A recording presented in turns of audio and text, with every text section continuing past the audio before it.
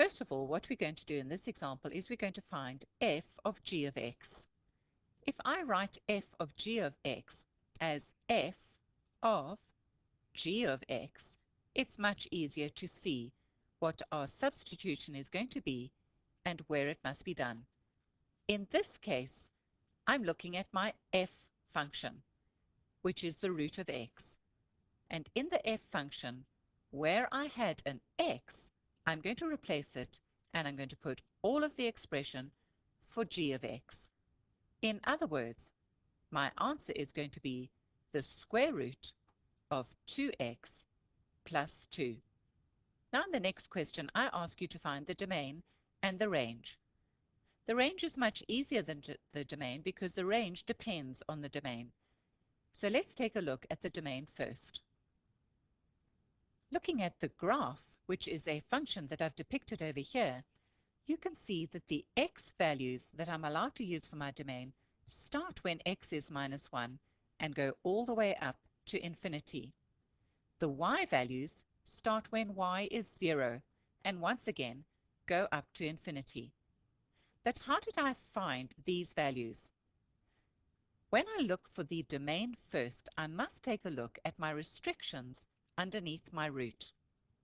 I must know that that number under my root has got to be a positive number because I cannot find the answer to a square root of a negative number in my real number system.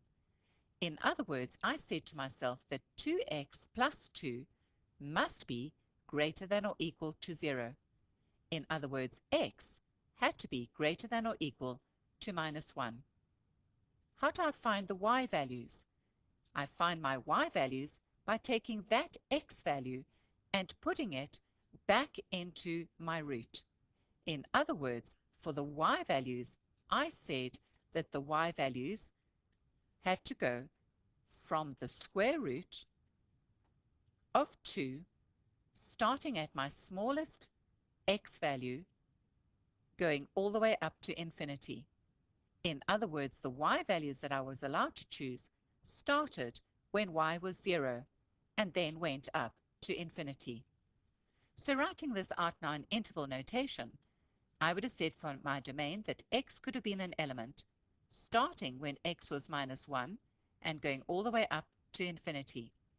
And the range, which I got by looking at the domain, started when y was equal to 0 and went all the way up to infinity.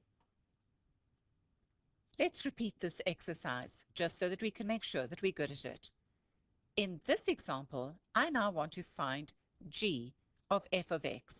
In other words, I'm looking for g of f of x. And so what I'm going to do now is on my g graph, where I found an x, I'm going to replace it with the whole expression for f of x. And this now is going to be written as 2, the square root of x, plus 2. Let's now take a look at the domain and the range of this graph. Once again, looking first at the domain, remember that your domain is restricted by this number underneath the root.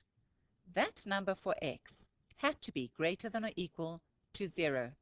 So you can see straight away that your domain is going to be from 0 all the way up to infinity. How am I going to find my related y values for the range?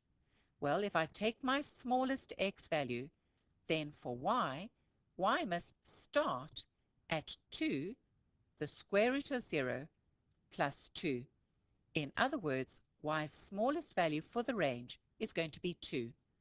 So once again, writing this up as interval notation, for my domain, I said that x could start when x was 0 and go all the way up to infinity.